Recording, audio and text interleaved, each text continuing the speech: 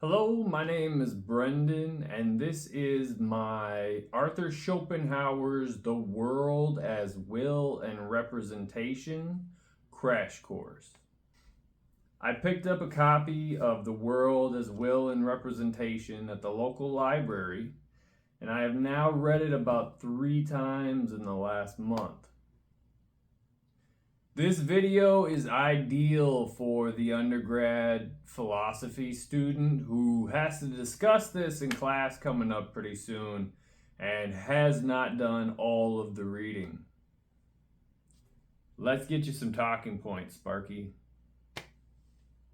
The point is, diving into the world as will and representation is analogous to jumping onto a humpback whale and just assuming you'll hold your breath until it resurfaces.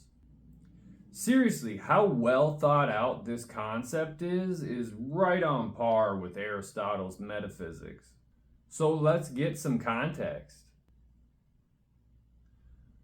The first volume has exactly 4 books and an appendix describing the critique of Kant. This video is only about the 4 books in the first volume. The 4 books snowball into this natural law argument with cascading implications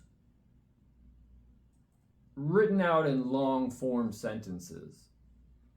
Terminology such as object, idea, and character are defined one time, then the reader is expected to understand what is implied by the term there on out, much like Aristotle's metaphysics.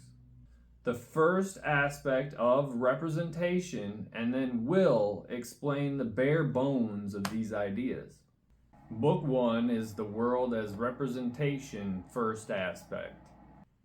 It's pretty complicated, so I'm just going to read it exactly how I have it written. So, all living and knowing beings experience the world as representation either a priori or a posteriori.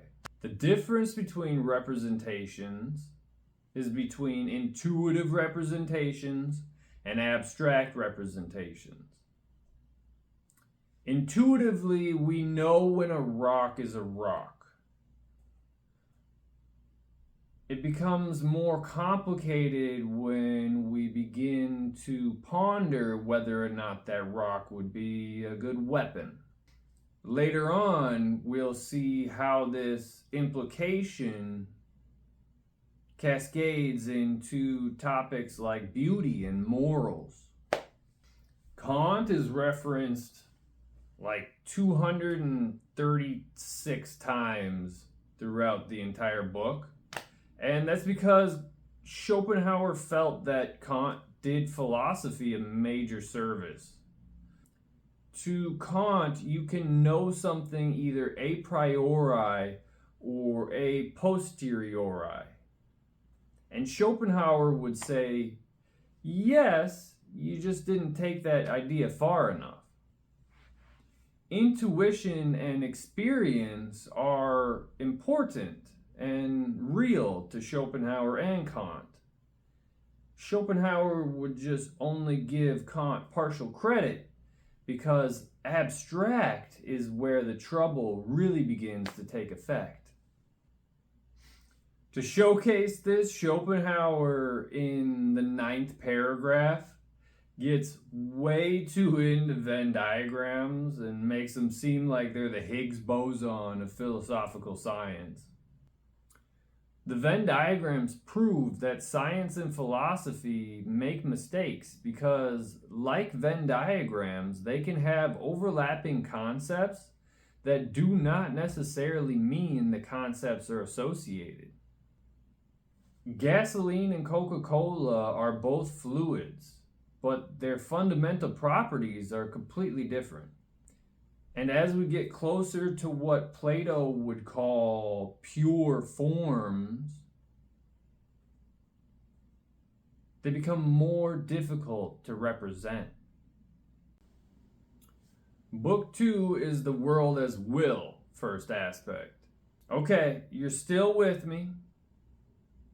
Under the assumption that the world is only representations perceived by living beings, there would be no meaning to life. What's more, our consciousness shows us that there is a difference between the representation of ourselves and the external world. My being in itself can control this representation that is my body. So while present in all living and non-living beings, will is not to be understood as exclusively the cause or the natural forces like gravity. In the 17th century, René Descartes writes in First Meditations, res cogito ergo sum.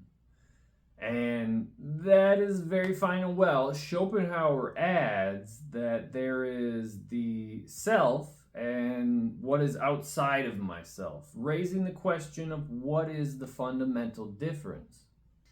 And at the end of paragraph 18, we receive the logical statement, the body is the condition of knowledge of my will because knowledge cannot be separated from my body. The body is not will, it is the vessel will acts through. This is going to become more important in the second aspects of representation and will. Because since the body is a representation of will, we can assert character is also a representation of will. There is intelligible character, empirical character, and acquired character. And I would love to talk about these more. There's just not enough time in the video. An important note on these three characters is there is no fundamental ethics to them because the only ethics Schopenhauer really endorses is not being afraid of suffering. I threw on my ethics hat because book 3 is the world as representation, second aspect, and we're going to be talking quite a bit about the how it should be. By now it's been drilled into the argument the fact that representation is everything and will is everything else. So let's analyze the more abstract representations. The second aspect of representation focuses on a posteriori representations. These are subjects such as works of art like music and paintings, the relationship between the body and character that we'll talk about in the second aspect of will, and even topics as abstract as law. While the first two aspects were a head trip, Schopenhauer leans back, takes a deep breath, lays in the back of a Volkswagen camper and stares at the stars, telling the reader about beauty, morality, good character, and more. The second half of this book eases the throttle, allowing the reader to drive past the event horizon that is understanding this argument and continue reading the second half with much less rigor than before.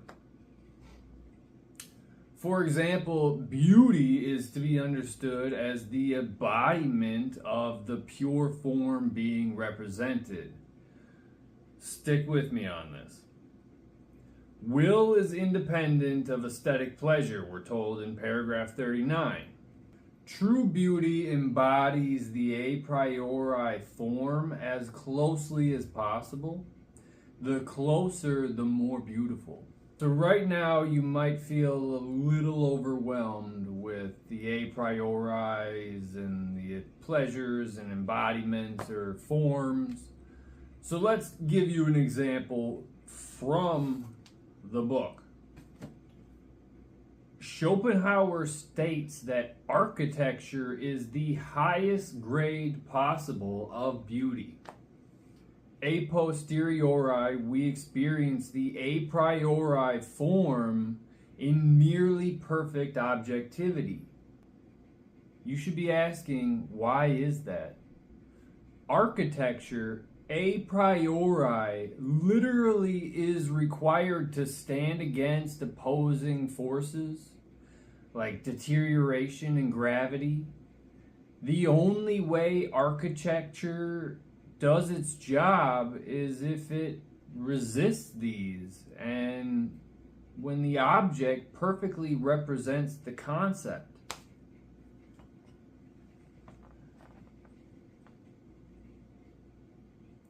Morality is talked about in depth in the fourth and final book of The World as Will and Representation.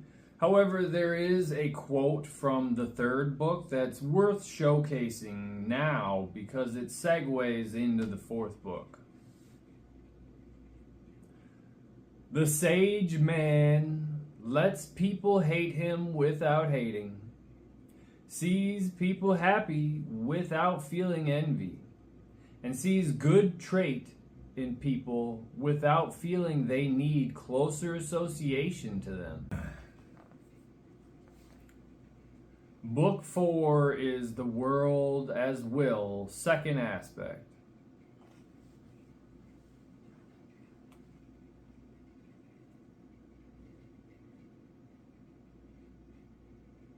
The fourth book.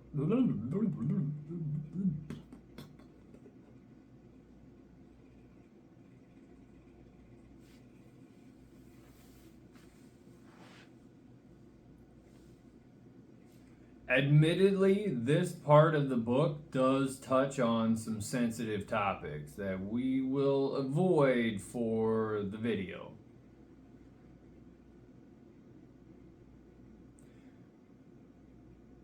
We stated in the first aspect of will that will develops character through the body. The last book focuses on denial of will, leading the readers often to conclude that Schopenhauer is nihilistic, however far from the truth that may be. For instance, there is a quote, the world is the worst of all possible worlds, taken directly out of the book. And if you don't read the whole passage, you could totally say that that's very nihilistic. However, in the passage, he's not hoisting this statement as fact. He's responding to Spinoza, who said, this is the best of all possible worlds. Hence, Schopenhauer responding, Spinoza is ignorant to the atrocities of humanity.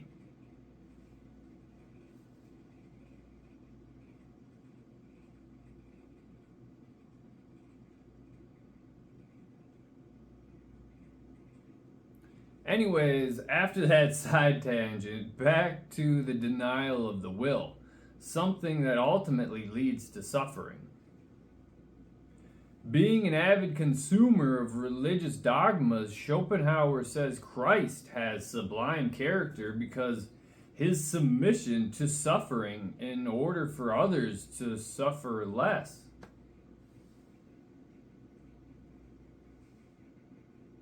So I would say, once you read the conclusions of his argument, he's actually very spiritual. Everything is representation. You and everything around you share this experience known only as will. Fearlessness to suffering is the ultimate path. Deep stuff, man. Alright, ethics is over. You could read The World as Will and Representation 100 times and still find a new layer to this metaphysics. The biggest talking points for a class discussion should be the two types of representation and how will is a thing in itself. Other than that, just knowing that Schopenhauer thought Kant was really pretty cool and Spinoza was way off is an interesting little side note. There are other topics I wanted to talk about. There just wasn't enough time, and I knew the production was not going to be studio level, if you know what I mean. I guess I will just leave you with this. Most intellectuals say Schopenhauer is a little goth because of his statement, "This is the worst of all possible worlds," against Spinoza. When I hear someone say this, I wonder if they even read the second aspect of representation at all, or if they're just regurgitating something somebody else told them.